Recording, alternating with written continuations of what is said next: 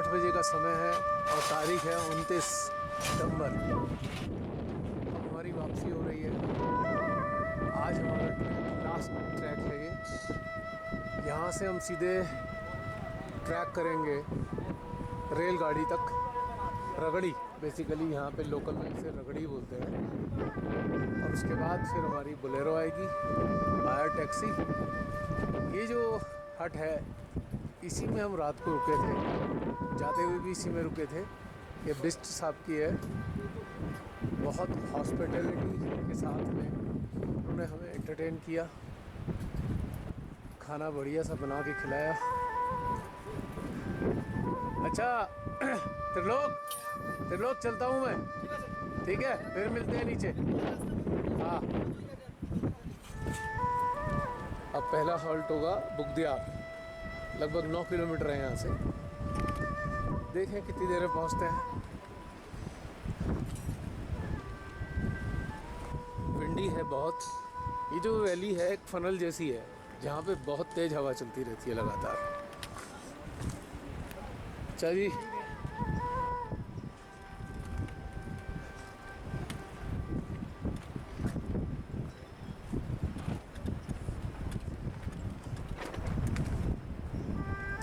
बहुत आनंददायी ट्रैक रहा है। आज हमारा 6ठा दिन है ट्रैक का। 24 तारीख को ट्रैक शुरू हुआ था हमारा रगड़ी से, और आज एंड होने जा रहा है।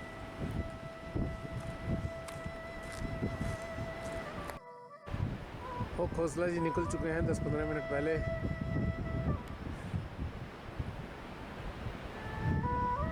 कल का ट्रैक बहुत लंबा था, लगभग 19 किलोमीटर का ट्रैक किया हमने, और टाइम भी 8.25 घंटे लगे।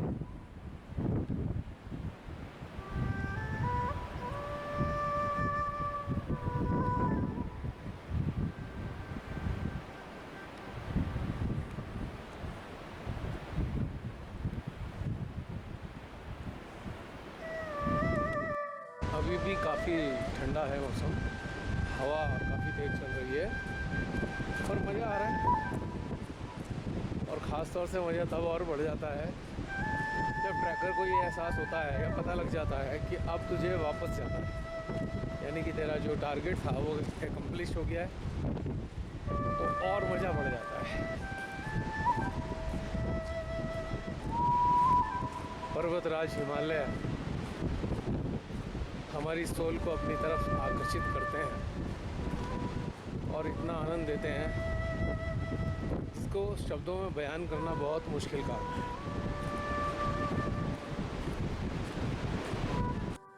लेकिन इसके लिए एक चीज़ की ख़ास तौर से ध्यान रखने की ज़रूरत होती है, वो है कि हमारी जो अवेयरनेस है, हमारा जो अटेंशन है, हमारी खुद की आत्मा पे होना चाहिए या सोल पर होना चाहिए। तब जाकर हमारी आत्मा के ज़रिए, हमारी जीवात्मा के ज़रिए पर्वतराज हिमालय हमारे हार्ट में कम्युनिकेट करते हैं और हमारे सिस्टम को एनर्जी से भर देते हैं। यदि हमारा अटेंशन संसार की किन्हीं चीज़ों में है तो पर्वतराज का लाभ हमें नहीं मिल पाता, उनकी शक्तियों का लाभ हमें नहीं मिल पाता है। हमारा अटेंशन उन पर होना चाहिए। अब संसार से हटकर यहाँ आते हैं तो संसार में चित्त रख के क्या करना है, और ना ही किसी संसारिक बात के प्रति चित्त रखने की ज़रूरत है हमें। केवल और केवल उनके ऊपर अटेंशन, एक उनके साथ जुड़ाव।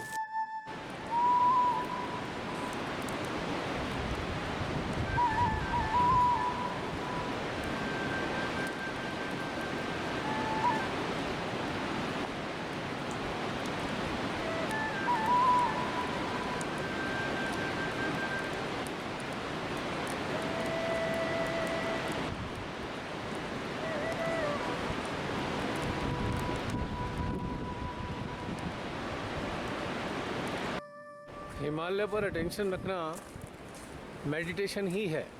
मेडिटेशन का एक सिंपल सा मतलब ये है कि अपनी आत्मा पे ऊपर अपना अटेंशन रखना, अपनी आत्मा के ऊपर अपना अटेंशन रखना, अपनी सोल पर अपना अटेंशन रखना। तीसरा, जहाँ हम हैं उनकी आत्मा पर अपना अटेंशन रखना, क्योंकि जो भी क्रिएशन है हर एक की एक आत्मा है। और जब हमारा अटेंशन हिमालय की आत्मा के साथ एकाकार रहता है तो हिमालय बहुत कुछ कम्युनिकेट करते हैं और ये मेडिटेशन घटित होता है। मेडिटेशन वो सारी चीज़ों के प्रति अटेंशन रखने पर घटित होता है जो संसार से जुड़ी नहीं है। संसार मनुष्य का अपना बनाया हुआ है, उसकी सोचों का है, उसकी समझ का है। लेकिन जो भगवान ने जो भी चीज़ बनाई है, प्रकृति यानी कि पर्वत, नदी, सागर, आकाश, अंतरिक्ष, यदि हमारा अटेंशन इन सब पे रहता है तो हम मेडिटेटिव स्टेट में ही हैं। संसार पर जब हमारी अटेंशन रहेगी तो मेडिटेशन से बाहर होंगे। We can not meditate, it can not be called meditation. संसार क्या है? बिल्कुल सिंपल सी चीज़ है। संसार केवल 4 चीज़ों में सीमित है: हानि, लाभ, मान और अपमान। ये 4 प्रकार की 4 कैटेगरी के जो भी विचार हैं ये संसार से जुड़े हैं, यानी कि यही संसार है। मानव आजीवन इन 4 प्रकार के विचारों में ही उलझा रहता है और अपने जीवन को नष्ट करता चला जाता है, अपने को पीड़ित महसूस करता है। इन चारों के प्रति अटैच होने के कारण ही मानव को अनेकों प्रकार के दुखों का सामना करना पड़ता है और वो सोचता है, हाय तेरी किस्मत बड़ी ख़राब है, तेरे साथ ये दिक्कत है, तेरे साथ वो दिक्कत है। इन 4 प्रकार की जो वर्ग हैं इनके साथ जुड़ाव ही अटैचमेंट कहलाता है। और इससे हटकर जो भी अटैचमेंट है वो सब परमात्मामयी है या एक हैं। वो सारी चीज़ें ऐसी हैं जिनसे जुड़कर आप मेडिटेटिव स्टेट का आनंद ले सकते हैं। और ये जो 4 प्रकार का वर्ग है, इन सब के बारे में जानकारी हासिल कर लेना ही अहंकार को जन्म देता है, यानी कि एक्नॉलेजमेंट। इन सारी चीज़ों को अपनी अवेयरनेस में डाल लेना ही अहंकार का कारण है। ज़रूरत से ज़्यादा जब हम इन चारों चीज़ों के बारे में जानना, समझना, सोचना चाहते हैं तो कहीं ना कहीं हम अहंकार ग्रसित हो जाते हैं। इसके अलावा कुछ भी नहीं है। अहंकार अटैचमेंट का ही परिणाम है।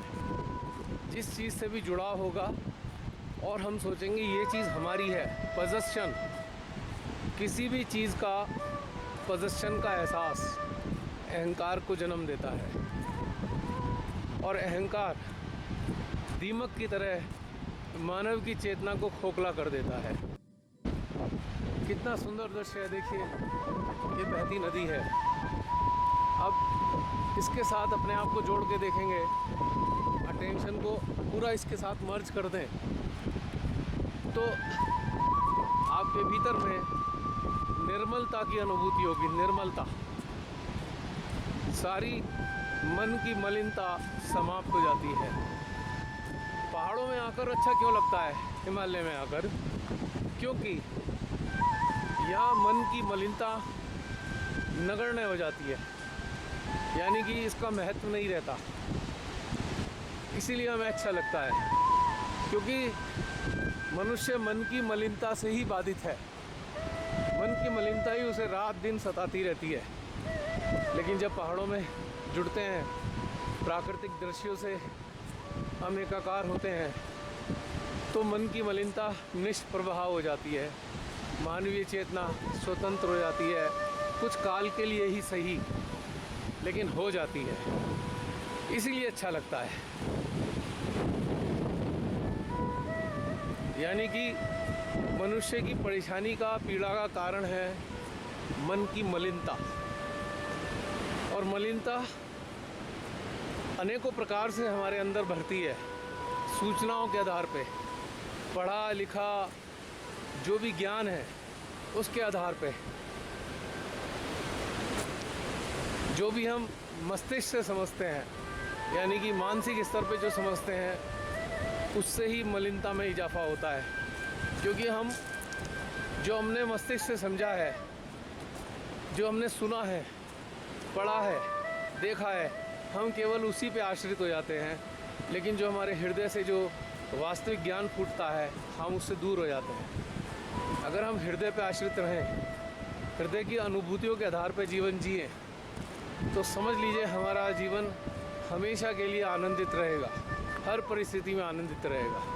मनुष्य के साथ एक बड़ी गंभीर समस्या है, जिसको वो मानसिक स्तर पे समझ लेता है, सुन लेता है, पढ़ लेता है और सूचनाएं एकत्रित कर लेता है अपने मन के कोश में, तो उसको लगता है कि तू बहुत ज्ञानी है, तेरे को सब चीज़ का पता है। और यही कारण है कि मनुष्य हमेशा अभागा रह जाता है, क्योंकि बाहरी स्तर पे जो भी ज्ञान उसने प्राप्त किया है वो ज्ञान नहीं, ज्ञान सूचनाएं हैं। लेकिन जो अनुभूति कर ली है वो उसका ज्ञान है। अगर मनुष्य अनुभूति पे आश्रित होगा तो बहुत आनंददायी रहेगा, निर्मल रहेगा, उसको कभी भी अपने ज्ञान का अहंकार नहीं होगा। और यही जो अहंकार है वो दूसरे मनुष्य को नीचा दिखाने की कोशिश करता रहता है। वो कहता है, देख मेरे को सब कुछ मालूम है, तेरे को कुछ पता नहीं, तो ज्ञानी है, तुझे कुछ नहीं आता। वो तो लोडेड है बाहरी ज्ञान से, लेकिन एक सर्वसाधारण मानव है जो अपने हृदय से संचालित है, हृदय पे आश्रित है, हृदय की अनुभूतियों पे जीवन जीता है। उसके लिए जो इस प्रकार का अहंकारी इंसान है, उसके लिए बड़ी दया महसूस होती है कि इतनी सीमित चीज़ को लेकर वो अपने आप को इतना ज्ञानी बनकर दूसरों को गिराना चाहता है। अक्सर चारों तरफ यही तो होता है। संसार में देखिए क्या होता है, लोग एक दूसरे को ही तो गिराते रहते हैं और संतुष्ट होते रहते हैं। ये संतुष्टि उनको ऐसा लगता है कि संतुष्ट हो गए, लेकिन ये तो बहुत क्षणिक है। ये कई गुना ज़्यादा असंतुष्टि उसके अंदर पैदा कर देती है, क्योंकि कहीं ना कहीं उसके भीतर एक कंपटीशन है। किस चीज़ का कंपटीशन है? और ज़्यादा मैं बाहरी रूप से ज्ञान प्राप्त करूं, और ज़्यादा समझूं, और ज़्यादा पढ़ूं, और ज़्यादा जानूं। क्योंकि यही जो एहसास है, यही अपने को हीन महसूस कराता है। क्योंकि होता क्या है, कई बार ऐसे मनुष्यों के संपर्क में उससे भी ज़्यादा ज्ञान सूचनाओं से भरे हुए लोग आ जाते हैं, तब वो अपने आप को हीन महसूस करता है। और जिस मानव की रुचि ज्ञान सूचनाओं पर आधारित ज्ञान पर नहीं है, उसको वो अपने से हीन समझता है, अपने अहंकार को तुष्ट करता महसूस होता है। जबकि एक बहुत बड़ा दुर्भाग्य है और इससे बड़ा भ्रम कोई संसार में नहीं। आज इसी के कारण संसारी मानव एक दूसरे को पीड़ा देते रहते हैं और प्रसन्न होते हैं। कहीं ना कहीं एक पर पीड़न की एक प्रवृत्ति उनके अंदर उत्पन्न हो जाती है और भीतर में डरे हुए, सहमे हुए और हीन समझते हैं, क्योंकि उनको पता है जो तूने बाहर से जाना है वो तो कुछ है ही नहीं, उसका तो कोई मोल नहीं। क्योंकि परमात्मा ने जो रचना बनाई है उसको जानने के लिए सूक्ष्मता में उतरना होगा, और सूक्ष्मता में उतरने के लिए अपने भीतर जो सूक्ष्मतम अस्तित्व है, आत्मा, उससे जानना होगा। इस आत्मा के पास पूरी रचना का ज्ञान है। और जैसे जैसे मानव अपनी आत्मा के संपर्क में रहने लगता है ना, वो धीरे धीरे भीतर से ही उसे बहुत सारी चीज़ों का पता लगना शुरू हो जाता है, एहसास होने लगता है, भले ही शब्दों में वो वर्णित कर पाए या ना कर पाए। क्योंकि शब्दकोश तो सीमित है ना, शब्दकोश का निर्माण तो मानव ने किया है ना, ईश्वर ने शब्दकोश का निर्माण नहीं किया। और अपनी सुविधा से मनुष्य ने उन शब्दों को गढ़ा है। जैसे जैसे उसको अनुभव हुआ उसने एक शब्द को गढ़ दिया, और आगामी काल के जो मानव थे वो शब्दकोश पर आश्रित हो गए और सीमित हो गए। अब वो शब्दकोश को ही पढ़ते रहते हैं। वो इसलिए भी है कि संसार में रहने के लिए उस शब्दकोश का इस्तेमाल करना है जिससे कम्युनिकेशन आसान हो जाए। लेकिन परमात्मा आत्मा के ज़रिए जो कम्युनिकेट करते हैं उसके लिए किसी शब्दकोश की आवश्यकता पड़ती ही नहीं। वो तो उनकी चेतना के लिए है। रचयिता अपने अंश आत्मा के ज़रिए मानव की चेतना में अपना ज्ञान प्रवाहित करते रहते हैं। वो शब्दों के बिना होता है, शब्द विहीन होता है, लेकिन अनुभूति प्रधान होता है। अनुभूति से ही उसे सब समझ में आता है। हर चीज़ का कहीं ना कहीं समझ में आता है, और फिर वो और भी ज़्यादा विनम्र, और भी ज़्यादा प्रेममयी, और भी ज़्यादा निर्मल होता जाता है, क्योंकि वो जानता है उसकी चेतना अनंत से जुड़ गई है और अनंत का ज्ञान असीमित है। जो भी उसे अपनी चेतना में प्राप्त हुआ है वो तो मात्र कण बराबर भी नहीं, इसलिए वो इतना विनम्र हो जाता है, उसका कोई ठिकाना ही नहीं। और अहंकार का तो प्रश्न ही नहीं उठता। अहंकार तो बहुत सीमितता का परिणाम है, और दूसरे को नीचा दिखाने की प्रवृत्ति, ये तो अति दुर्भाग्यपूर्ण, क्योंकि वो खुद दयनीय स्थिति में है। वो क्या किसी को नीचा दिखा पाएगा? वो तो अपनी सीमितता के दायरे में बंधा हुआ है। जैसे एक पशु होता है ना, पशु का पालक जो है उसे बांध कर रखता है, रस्सी से बांध कर रखता है।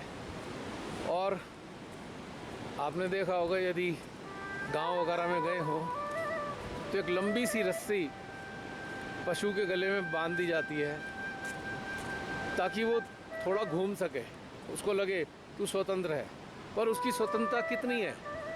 जितनी लंबी रस्सी है, यानी कि एक सीमितता का दायरा।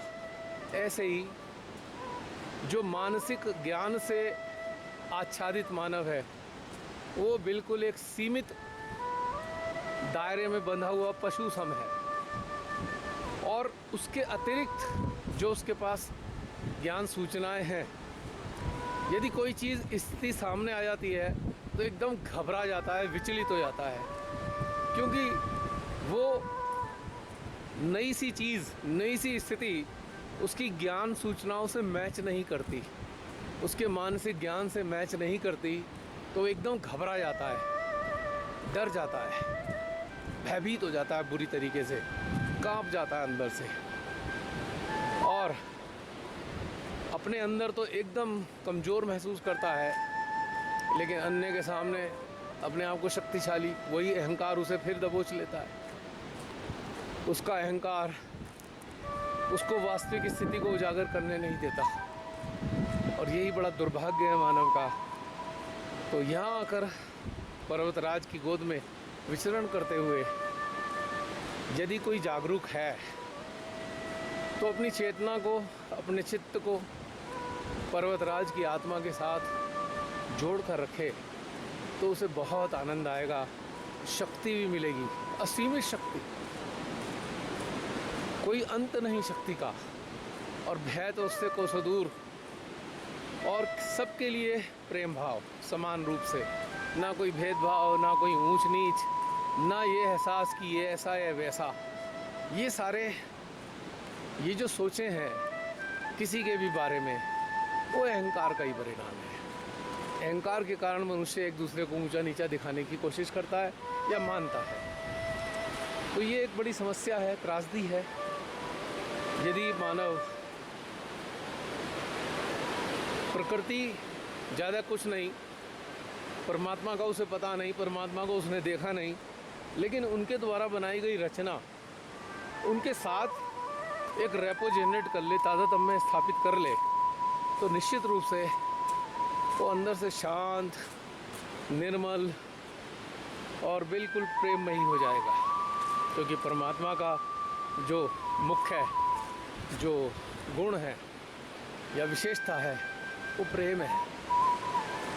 परमात्मा की शक्ति ने, परमात्मा और परमात्मा की शक्ति ने बड़े प्रेम से अपनी रचना को बांध कर रखा है। हर स्थूल चीज़ में भी प्रेम का अनुभव किया जा सकता है। बस यही है ध्यान और यही है अध्यात्म, अगर समझें तो। आते हैं पहाड़ों में, आप कभी यहाँ के रहने वाले लोगों से बातचीत करके देखें, या अगर बातचीत ना भी करें, उनके ऊपर अपना अटेंशन या अपनी अवेयरनेस को स्थापित करें, तो आप महसूस करेंगे उनके हृदय के प्रेम को।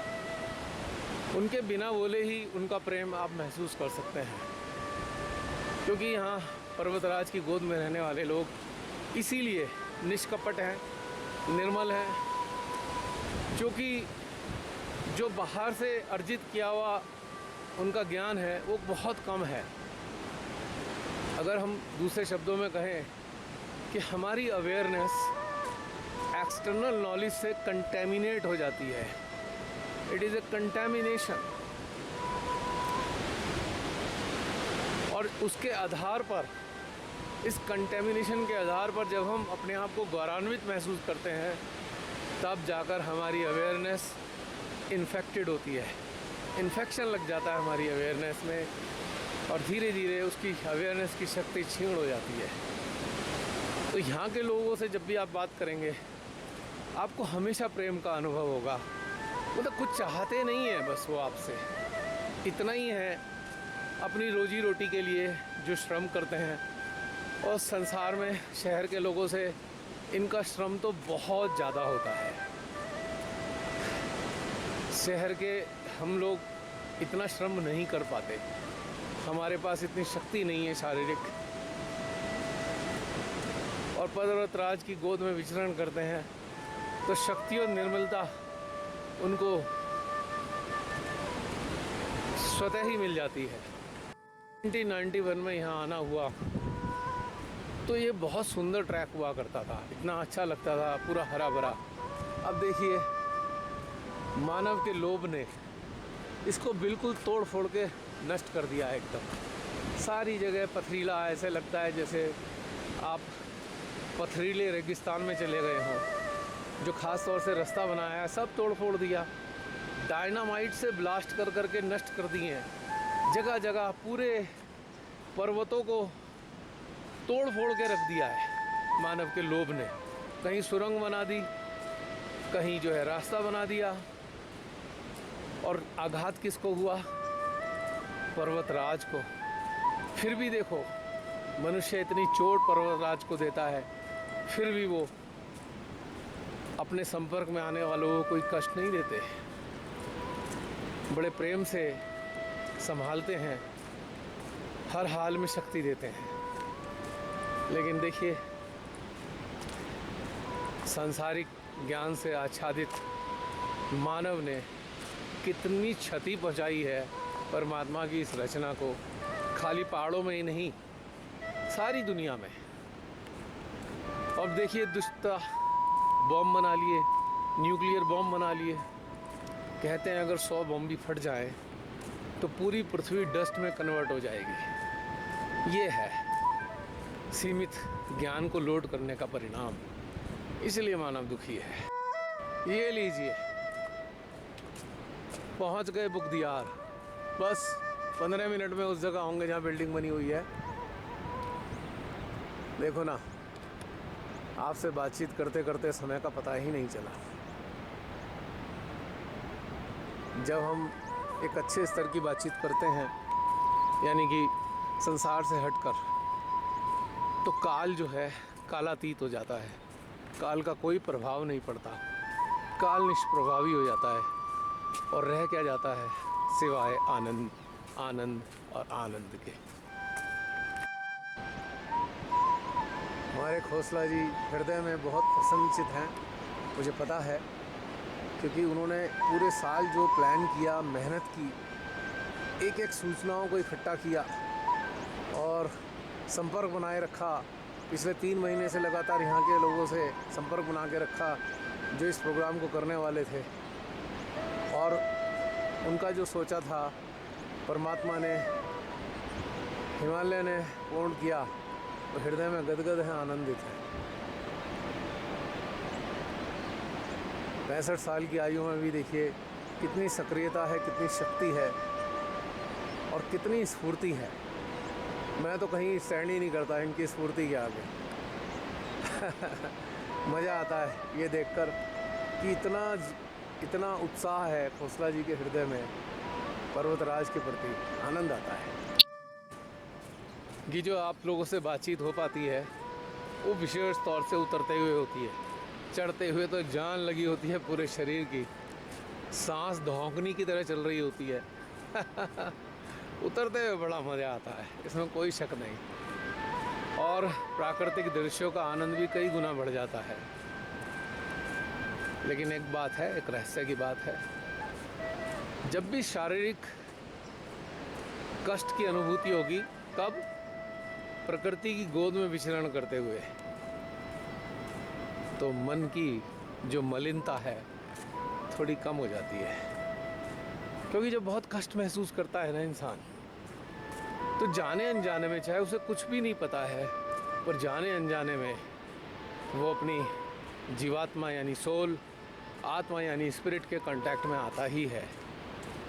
इसीलिए अगर आप देखें जितने भी स्वयंभू मंदिर हैं, देवी स्थान है, काफ़ी ऊंचे ऊंचे देवियों ने, देवताओं ने अपना स्थान बनाया हुआ है।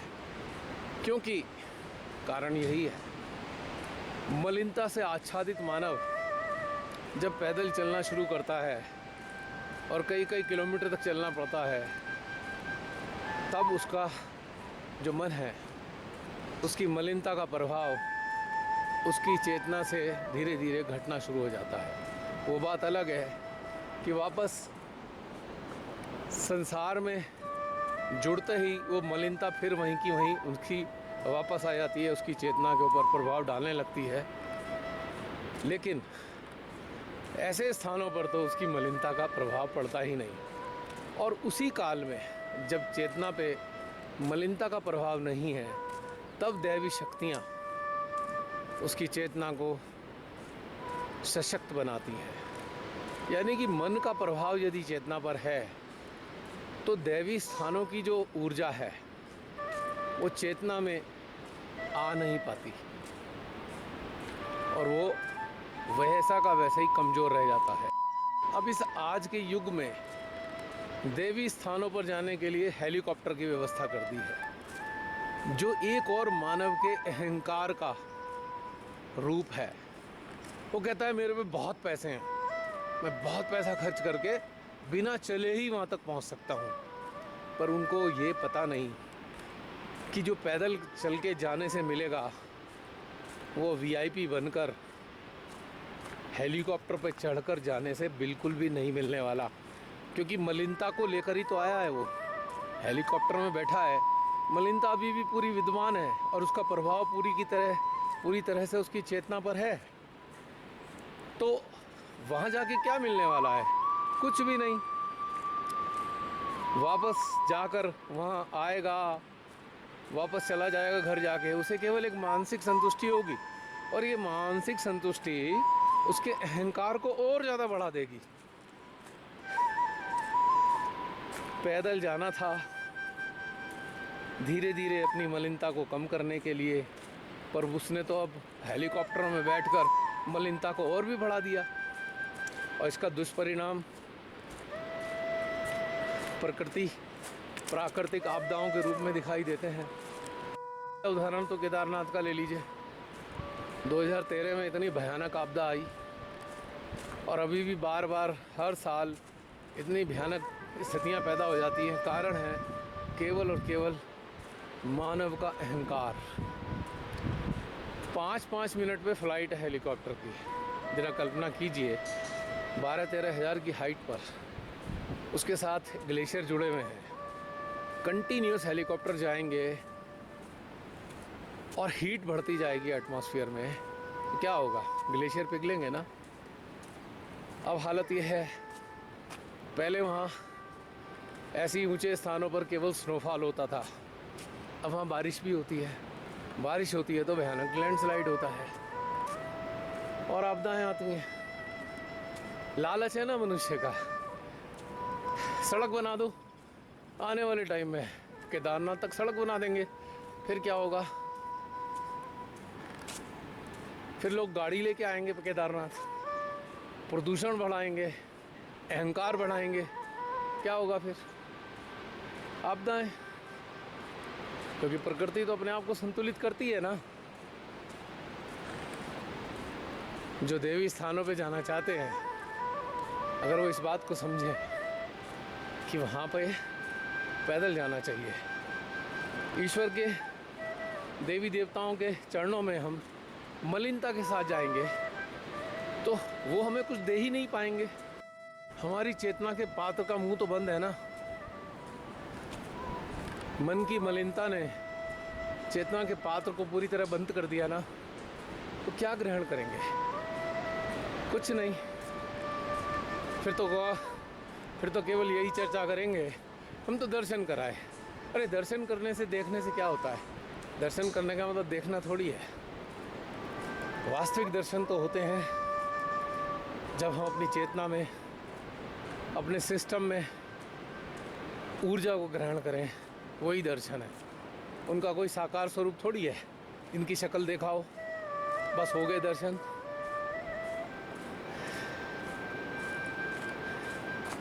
इसका तो सीधा सा मतलब केवल यही होता है कि वो जो दिव्य ऊर्जा उन स्वयंभू स्थानों से फूट रही है, उसको हम अपने सिस्टम में, अपनी चेतना में, अपनी जीवात्मा में ग्रहण करें, सोल में ग्रहण करें, एकाकार करें, तभी तो दर्शन है। और ना इन दर्शनों का क्या मतलब? इन दर्शनों से तो फिर अहंकार पैदा हो रहा है। हम अपने परिजनों और मित्रों में कहेंगे, देखो हमने सारे तीर्थ कर लिए, हम सारे दर्शन कराए। अच्छा, क्या लेके आए? परिवर्तन तो दिख नहीं रहा चेतना में। वहीं के वहीं मलिनता विद्यमान है आज भी, वहीं अभी भी दुष्टता गई नहीं है, वहीं एक दूसरे के प्रति ऊंच नीच भेदभाव का भाव रखते हैं। सारी मानव जाति को जातियों में, धर्मों में बांट के रखते हैं। कहाँ गई मलिनता? क्या फ़ायदा हुआ ऐसे दर्शनों का? ये सब अहंकार को बढ़ाने वाली चीज़ें हैं। और सबसे बड़ा शत्रु जो है मानव का, उसका अहंकार है, जो बाह्य रूप से ग्रहण किए गए ज्ञान, सूचनाओं और कार्यों से उत्पन्न होता है। इसका कोई आधार नहीं है इसके अलावा। ये समस्या है। हमको लगता है कि यदि इस तरफ से हट जाए कोई इंसान तो वाकई बहुत निर्मल हो जाएगा, बड़ा प्रेममय हो जाएगा, आनंददायी रहेगा, कभी भयभीत नहीं होगा। भय अहंकार का ही परिणाम है। क्यों? अहंकार जिस पर टिका हुआ है वो है ज्ञान, सूचनाएं। इतनी सीमित सूचनाओं के कारण ही तो भय उत्पन्न हो रहा है, क्योंकि जो उसके सीमित ज्ञान से मेल नहीं खाती चीज़ें जो घटित हो जाती हैं अचानक, वो भय की उत्पत्ति करती हैं। जिसे कहते हैं ना, फियर ऑफ अननोन। अननोन क्या चीज़ है? जो हमारे सीमित मन के दायरे में नहीं आया, वो अननोन है।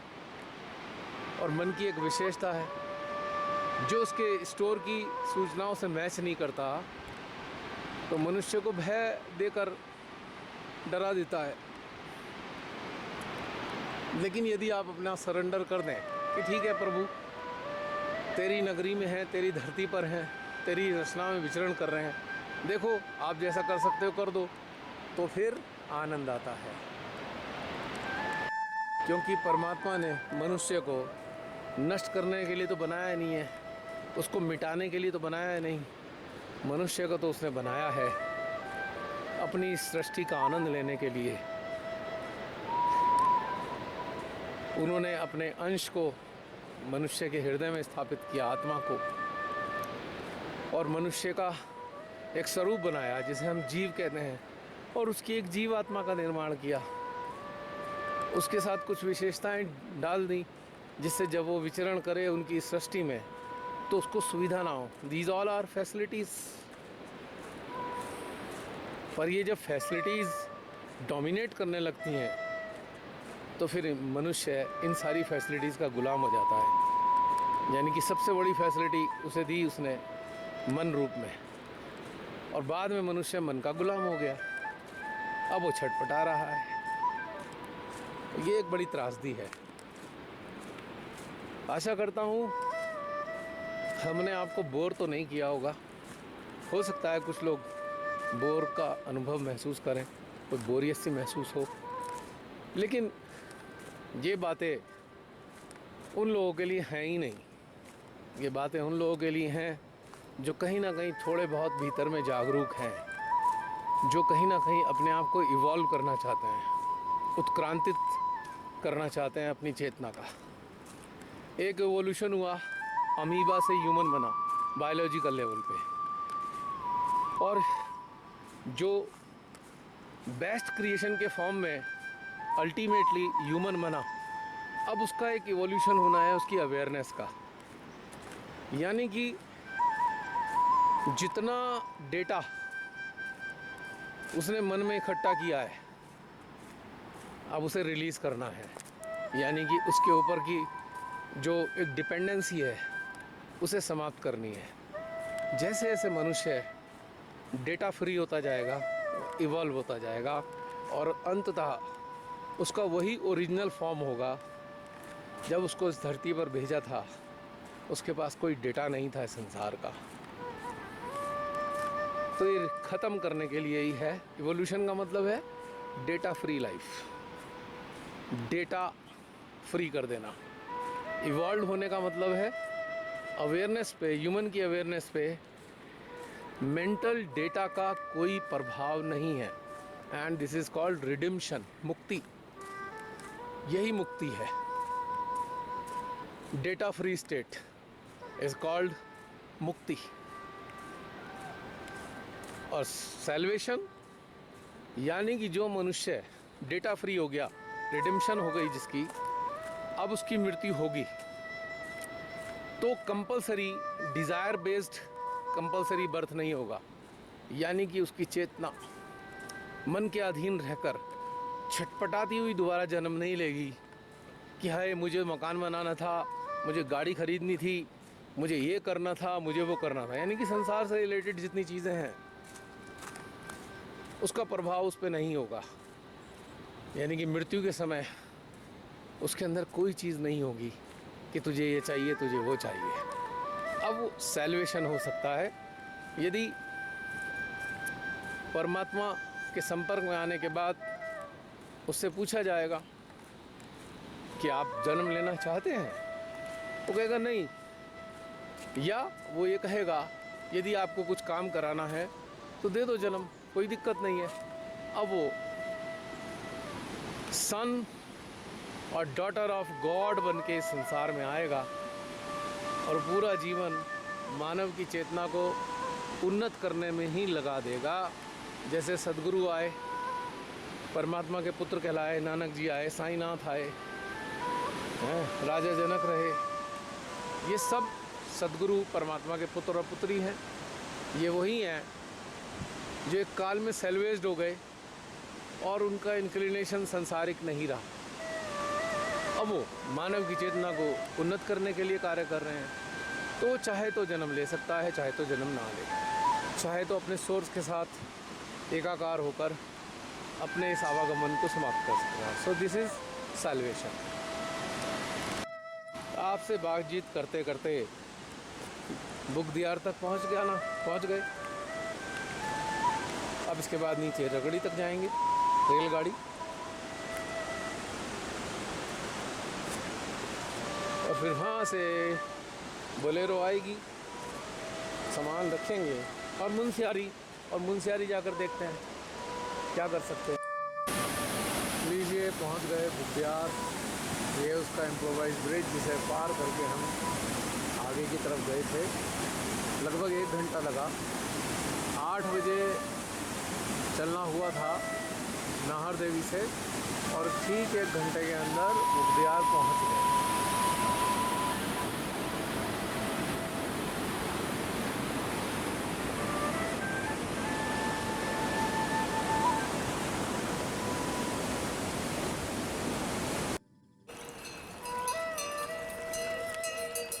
ये सप्लाई जा रही है ऊपर रेलीकोट में। DRO का, ग्रेफ का, RTPP के कैंप हैं आगे, उनकी सप्लाई जाती है रेगुलर।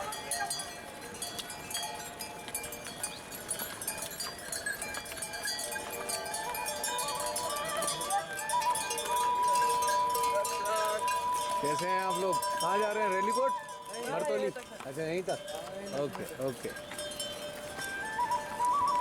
पहले पहाड़ों में आओ बहुत अच्छा लगता था। इंटीरियर के अंदर कोई गाड़ी वाड़ी नहीं होती थी, पैदल ही सब चलते थे, तो बड़ा अच्छा लगता था। अब मुसीबत ही खड़ी कर दी है बिल्कुल। पता नहीं कहाँ तक काट काट के पहाड़ों में कहाँ तक पहुँचेंगे, जिसके लिए सब उजाड़ते जा रहे हैं। कल एक ब्लास्ट हुआ, इतना भयानक ब्लास्ट। अचानक से मैं आ रहा था नीचे तो चीथड़े चीथड़े उड़ गए पत्थरों के, और उसमें से इतनी स्मेल आ रही थी पत्थरों की टूटने की। अगर इस दृष्टि से देखा जाए तो कितनी बड़ी चोट पहुंचाते हैं हिमालय को। बहुत बेकार चीज़ है ये। This is so called development creating destruction. This is not construction. कैसे हैं आप लोग? यहीं रहते हैं? बुगदियार ही आगे? बुगदियार ही। कैसा लग रहा था इस साल मौसम? बारिश का क्या हाल रहा? बारिश ही हुआ इस बार। बहुत ज़्यादा बारिश हुआ। ओके। हाँ, नीचे भी शहरों में भी बड़ा बुरा हाल हुआ। बाढ़ आई, पूरे देश में बाढ़ आई हुई थी जगह जगह। और बांध होते हैं ना, खोल देते हैं। पहले तो बांध को भरने का इंतज़ार करेंगे, और जब इतनी बारिश होगी खोल देंगे, फिर बाढ़ आ जाएगी। है नहीं इंसान कितना बेवकूफ़। अरे भाई, एक लेवल बना दो बांध का कि भाई इससे ज़्यादा हो तो अपने आप बहता रहे, तो बाढ़ तो नहीं आई। कम से कम फाटक खोलना ही नहीं पड़ेगा। नहीं। अरे इंसान की भी अजीब कहानी है भाई, अपनी मुसीबत खुद ही तैयार करता है। हमारे खोसला जी सबसे बात कर कर के क्षेत्र की जानकारी लेते रहते हैं। जो ट्रैकर्स हैं या माउंटेनियर हैं, उनकी बहुत सेवा करते हैं ये। हज़ारों लोग इनके कांटेक्ट में जुड़े हुए हैं, पहाड़ों से जुड़े हुए लोग। सारी सूचनाओं का दान प्रदान। पूरे साल इन्होंने ये प्रोग्राम बनाया है, सारी जानकारियाँ हासिल कर कर के। और अब जहाँ से जो जानकारी लेके जाएंगे वो अपने किसी ना किसी आर्टिकल में या वीडियो में डाल देंगे, ताकि जो आने वाले ट्रैकर्स हैं उनको बिल्कुल भी कष्ट ना हो और उन्हें पूरी सूचना मिले। कोमल हृदय है और चाहते हैं जो एडवेंचर लवर हैं उनको कष्ट ना हो। सेवा है, दिस इज़ ऑल्सो सर्विस। अच्छे हृदय के लोग ही सर्विस करते हैं।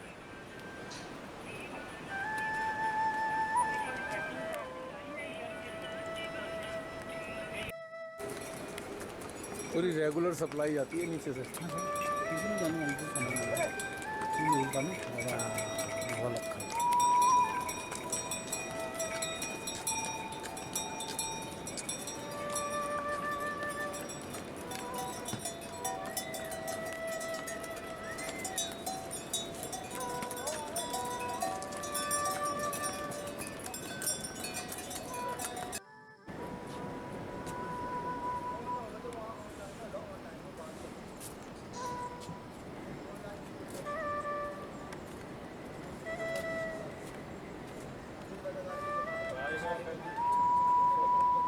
My heart to thank you for your warm welcome.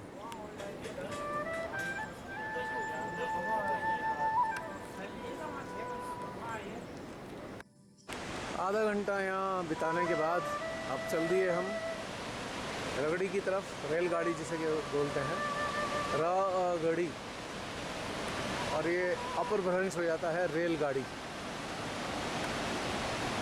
91 की यादें ताज़ा हो गई थोड़ी। सबसे पहला कैंप हमारा लगा था नीलम में, मुनस्यारी से पैदल चल के आए नीलम, उसके बाद बुग्दियार, नीलम के बाद बुग्दियार, और बुग्दियार के बाद सीधा रैली कोट में कैंप लगा था तीसरा। और चौथा कैंप लगा सामना खड़क, जो लावांग घाट के साथ में एक जगह है, अभी पता लगाओ, मैं तो उसे सीमा खड़क कहता था अक्सर, वो बिगड़े हुए शब्द होते हैं ना। और उसके बाद 5वें दिन हम पहुंच गए थे बेस कैंप।